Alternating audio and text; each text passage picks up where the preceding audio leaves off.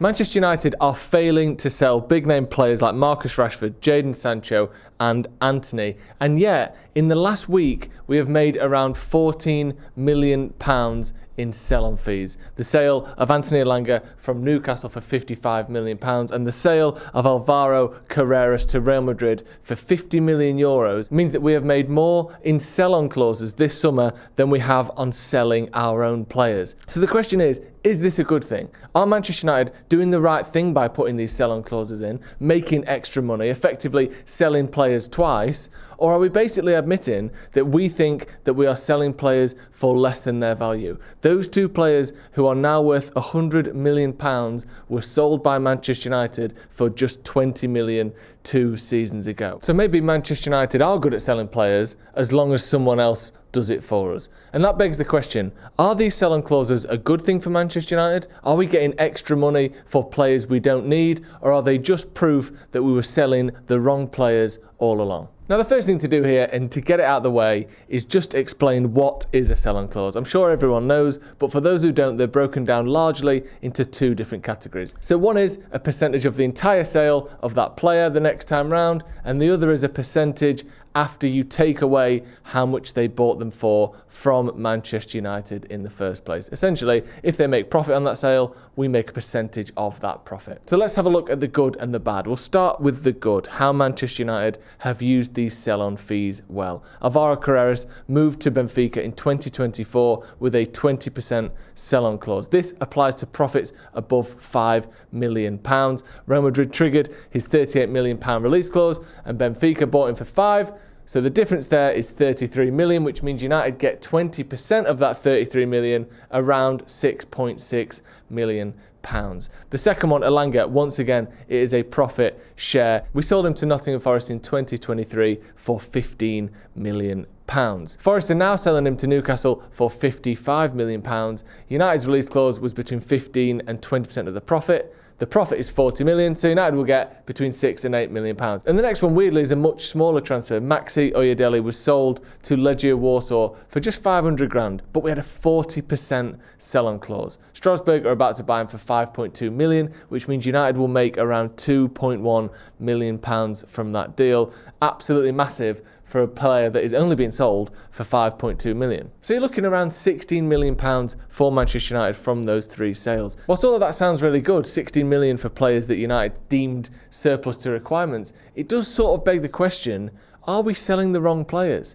Those 2 guys I just mentioned are worth £100 million now. And you heard the dates, 2023 and 2024, we let them go. It's so recent, they can't have completely changed who they are as players. It's not as though Anthony Elanga has gone away and got 10 times better. Carreras was here last season. So obviously these are just players that Manchester United either couldn't make work, didn't profile properly, or didn't give the opportunity.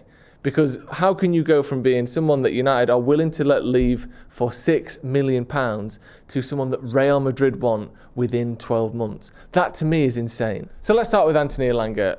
Obviously, very exciting, fast, athletic winger, known for his pace, brilliant on the counter-attack, assist after assist after assist for Nottingham Forest. I think it's 20 assists in his last 2 seasons, which is, I think, more than anyone except Bruno Fernandes at Manchester United. He's someone that simultaneously was given almost too much of a chance, and yet maybe not enough, because he played almost every game toward the end of that season under Ralf Rangnick in the absence of the out-of-form Marcus Rashford. But it almost felt like Elanga's career was kind of highlighted and was sort of built around the fact that he's just there until Rashford gets his form back. Did that lead to him leaving earlier than he should have, or did Manchester United make the right decision in letting him go? I think obviously United knew they had a player on their hands. You wouldn't insert a big percentage sell-on if you thought he was no good and he'd never amount to anything. And we're seeing just 12 to 18 months later, that has happened. 55 million to Newcastle, making him one of their most expensive transfers of all time and making United a decent bit of money in the meantime. The other one, this is bizarre to me, Alvaro Carreras, because this guy, we sold him 12 months ago. And we sold him for £6 million to Benfica. And the maddest thing to me isn't that we sold him or that he's gone on to look very good. It's that we had a £15 million buyback clause on him. And for some reason, and maybe we're happy with Patrick Dorgu, and I think he's a very good player, but when you've got Luke Shaw, who can no longer play left wing back because his injury record, his fitness isn't ever going to be looking like he can do that job, we've basically got one left back. and that is Patrick Dorgu. I know we've got Diego Leon coming through as well, but at the moment he's a completely unproven 17-year-old.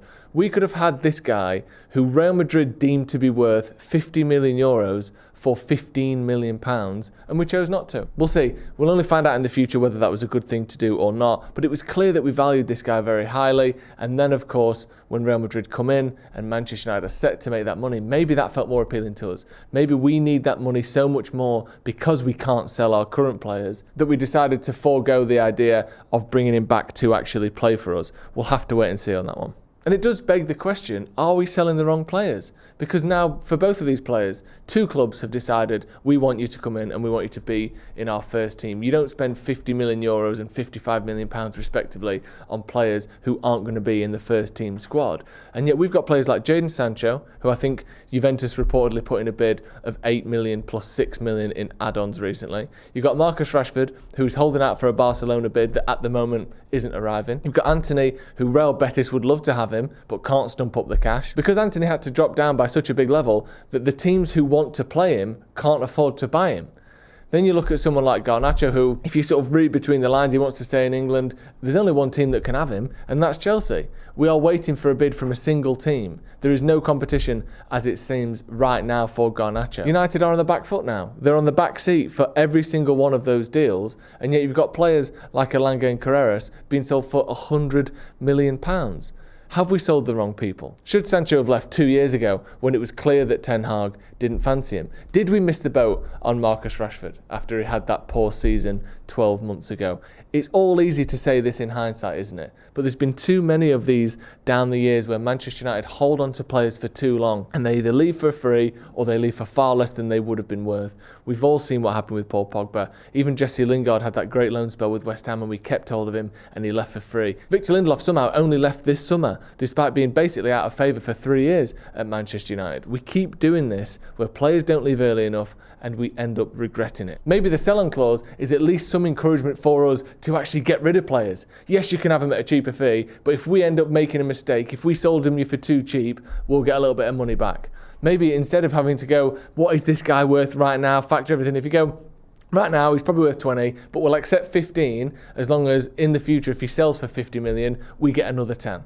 That makes a lot of sense to me. And is this the future for Manchester United? It's not a new thing. Manchester United have been putting sell-on clauses in place for a long time. We got money when Burnley sold Michael Keane to Everton for 30 million in 2017. This isn't new, but is this something that, especially with such an emphasis on academy graduates, now with the PSR rules, basically mean get as many young players in as you can, and if any of them end up being any good, you make a profit and it paid for all the others. And occasionally, you might make 30, 40, 50 million on someone. It's a shame, but that's the way football is going. People essentially farming youngsters and selling them so they can meet the PSR demands. And if we are going to do that and enter that world that Chelsea and City have dominated for the last 10 years, then we need to make sure we can actually sell players.